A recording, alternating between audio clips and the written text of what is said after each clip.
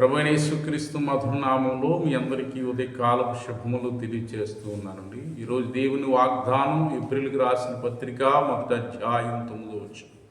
దేవుడు నీ తోటివారి కంటే నిన్ను హెచ్చించినట్లుగా ఆనంద తైలంతో అభిషేకించు.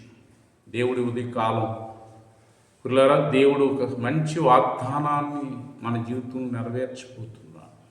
దేవుడిని తోటివారి కంటే ఆయన్ని హెచ్చించినట్లుగా నీ కుటుంబంలో నీ చుట్టుపక్కల ఉన్నటువంటి ప్రజల మధ్య దేవుడు నేను హెచ్చించిపోతున్నాడు. అయితే దేవుడు మనల్ని హెచ్చించాలంటే 2 విషయాలు తెలియజేశాడు. ఒకటి, నీతిగా జీవించాలి.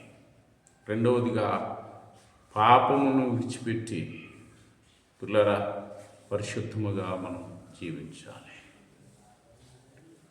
యేసేపు అన్నదమ్ముల మధ్య లోకం మధ్య నీతిగా జీవించాడు,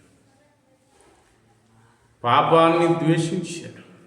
అందుకే దేవుడు యేసేపు అన్నదమ్ముల కంటే దేవుడు యేసేపును అత్యధికముగా ఇచ్చించి ఆశీర్వదించి ఐగుప్తు దేశానికి దేవుడు ప్రధానిగా చేశాడు. పిల్లలు, ఈ ఉదయకాలం దేవుడు నీ ప్రజల మధ్య నీ బంధువుల మధ్య ఆయన హెచ్చించాలి అంటే ఒకటి, నీతిగా జీవించు, పాపాన్ని అసహించుకుని పరిశుద్ధంగా జీవించు.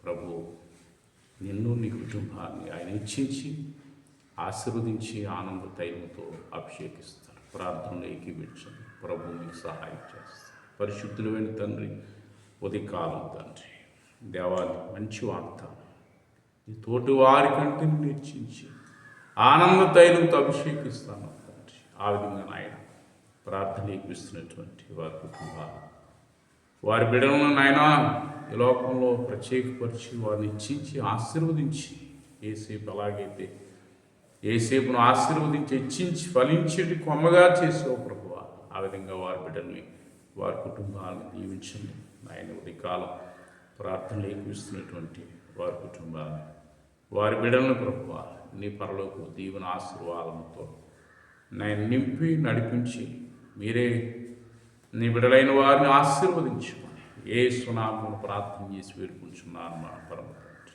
ఆమేన్. My God bless you. దేవుడు దీవించి ఆశీర్వదించును గాక. ఆమేన్.